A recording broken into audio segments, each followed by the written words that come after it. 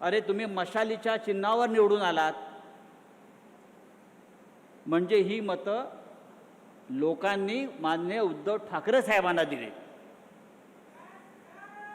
तुम्हाला गद्दारी करायची आहे तर राजीनामा द्या, पुन्हा निवडणुकीला उभे राहा आणि मग तुम्हाला कळेल या यवतमाळ वाशिमची जनता गद्दारांबरोबर आहे की निष्ठावंतांबरोबर आहे।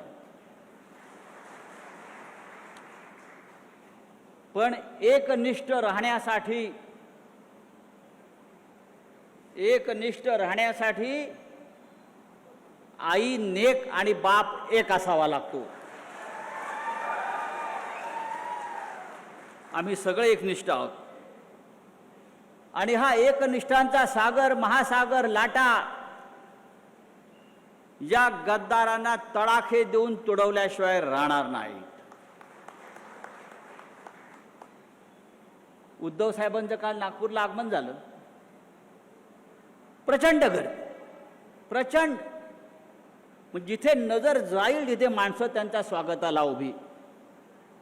एकनाथ शिंदेंनी ते जर बघितलं असतं त्या गद्दारांना मिंदेनं तर त्याला कळलं असतं शिवसेना जागेवरच आहे, शिवसेना जागेवरच राहील आणि तुमच्या छाताडावर पाय दळून पुन्हा एकदा विधानसभा आणि हिंदुस्थानच्या लोकसभेकडे जाईल। ही आजची सभा, आजचा मेळावा निष्ठावंतांचा आम्हाला तेच सांगतोय। यवतमाळ हा कायम हिंदुहृदय सम्राट बाळासाहेब ठाकरे यांच्यावर प्रेम करणारा जिल्हा आहे। सातत्यानं लोक आले आणि गेले, पण शिवसेनेचा भगवा झेंडा या यवतमाळवरती कायम राहिला, तो यापुढे कायम राहील।